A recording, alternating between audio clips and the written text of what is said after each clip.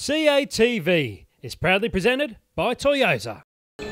Graeme, what was your thinking this morning? Obviously you knew what tomorrow's forecast was. Did you sort of have a set plan, you're going to bat for X number of minutes and then hope to end it today?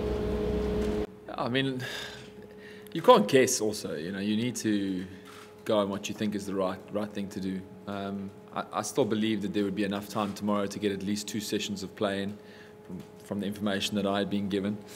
And we know some weathermen pretty high up.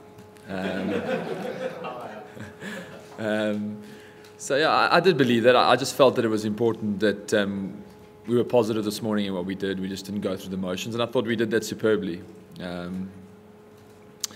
Obviously, I think Australia, started positively with the bat, and I think composure and character was certainly something that we needed. And I think we showed an immense amount of that. And once we got the ball reverse swinging, we were right in the game. Just when they do start like that, and you sort of feel the momentum, they go well and stuff. So how difficult is it to stop that, especially the R bowler is short and the conditions doesn't help your seam all that much? Yeah, I mean, I think that's when you start to draw on your years of experience and the many sort of ups and downs that you've been through, and you try and respond, you try and come up with ideas that'll work, you try and keep it fresh. I think introducing the part-time spinner certainly played a role for us, in helping to get the ball reverse swing, and 2, just changing the game up. And obviously, we created a few chances. I think ultimately we took about 28 wickets in this game. So, I think there was a hell of an effort from our bowlers. But I mean, I think today the intensity we showed in both innings with the ball, I think was really impressive. On a wicket that probably didn't offer that much, we worked hard on getting reverse swing, and the bowlers responded. Graeme, what's it like to go from last week's feeling to this week's feeling? I mean, that's a hell of a mood swing, isn't it? Yeah, but that's sport, isn't it? I guess that's why people watch it and are fans for a very long time, because that's what it gets. It's the true reality of life, I guess, sport. I think the week building up was a tough week for us. So as I said, we needed to be smart, we needed to be clinical, we needed to have good ideas of how we were going to respond. I don't think many teams would have been able to respond from a defeat like we faced at Pretoria. And I've seen some terrific victories from this team, and 9 wickets in a session is really something special. Given Dale got hit around a bit by David and went to tee, I think, with another review which could have gone your way, how angry was he sort of at the start, just before that spell, when he sort of turned the game?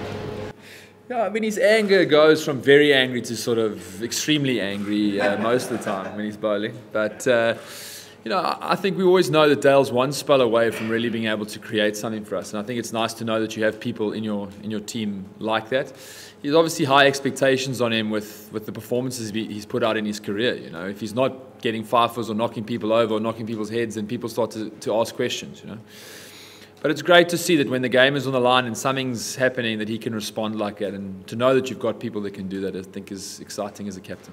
Do you see something in his eyes though? I mean, you get a couple of wickets, you're on a bit of a roll. Throw the ball to him, the captain's in the other end. Do you think, gee, something? Yeah, I mean, I have believed that when he carried an injury for a while before the series, and hasn't had the opportunity to bowl a lot going into the Test match or into the Test series. So I've always known that he's probably a spell away from hitting his best, and the more he's bowled, the better he's going to get. So, hopefully that spell that he produced with the reverse swinging ball really spark him for also the next Test match. I feel like he's going to get better and better the more he bowls and the more we play.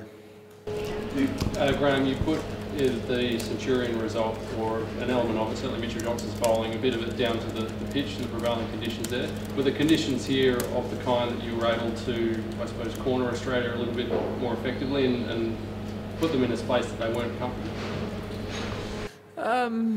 I don't know. I mean, I think the thing is that when you play in different parts of a country, there's going to be different conditions. Same as when you tour any country, really. Each part you're facing different challenges, and we knew coming to PE that there'd be different challenges that we were going to face in Centurion. I think that any batter will tell you any wicket that goes through the top and stays down is pretty much a nightmare to bat on. So, I think we needed to be clinical this week, and I was really proud of how the guys responded. I think our batting was was impressive. We showed a lot of character, and guys, really worked hard to post totals. And we knew that if we could post a total of 400 and above, we'd really get ourselves in the game, and it showed. Will you expect Dale to get the same reverse at the next test, but knowing conditions like you do? How will it play over there? It's always a tough one now. I think our domestic grounds don't have as much cricket on them as they used to. There's a lot of outgrounds being used in our 4-day competitions and stuff. So I think when we arrive at Newlands, it's always difficult to know. You would know end of the season the square is going to be quite worn. You would think maybe reverse swing would be a factor, but when we get to Newlands now, it could be looking immaculate. I think 4-day game there last week, the ball went around a little bit. So there'll be new challenges, I guess, moving to Newlands. It's a ground that we have a lot of confidence at, performed well for a very long time, and we know how to win there, which is exciting. But I think right now it's just about enjoying tonight and making sure we stay motivated for what comes ahead. Graeme. This is the first. No, it's not a first. I thought you declared an hour too early, but you proved me wrong. Thanks, Dave. I'll take the compliment. Thank you. Graeme, what did you say to Dean there in the last over? Were you disappointed that Dean had to bowl it, and was there any message for him? No, I actually didn't say anything to him, to be honest.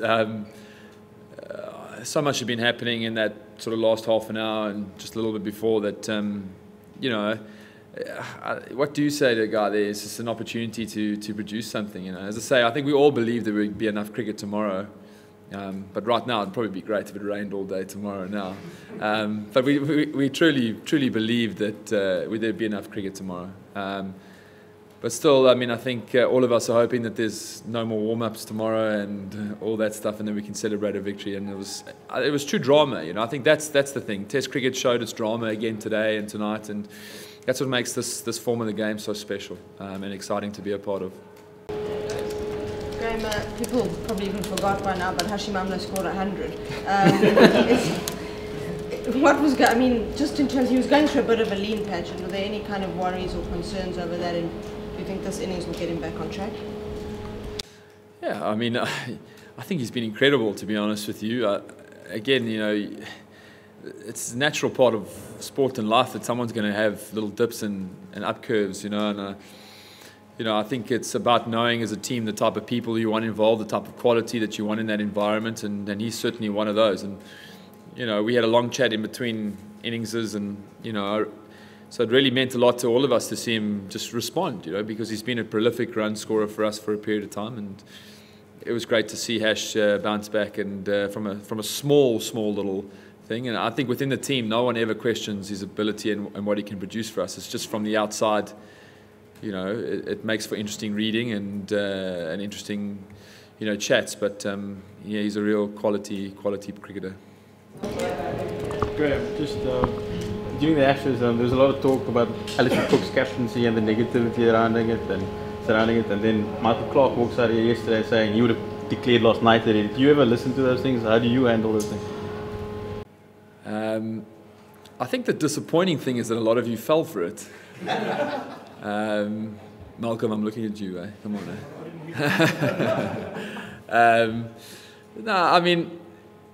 there's always a game being played within a game, and I think certainly with the experience you learn to handle those situations, respond, and you know what you want to do, and you know how to get the best out of your guys. As I say, this team has had a lot of victories in many places over the last period of time, and we know how to win, and we showed that again today. Just leave it there. I imagine 9 wickets in a session, you do wonders for your confidence. Can you imagine being better placed heading into a series decider with that, the reward hanging over that first win over Australia? Yeah, I think for the series, it's a terrific setup for Newlands. A fantastic ground, one of the most picturesque grounds in the world, and to South Africa, Australia 1-1 going into the third. It's all set up fantastically well, and I know all of us want to be a part of that and want to play well. But we're just excited to be going there. I think we're humble. We don't I don't think from the start we've shouted around anything. We wanted to show that our cricket will produce the goods, and we were blown away in Pretoria, and we've been able to show that we're more than that here, and I think that's exciting for us.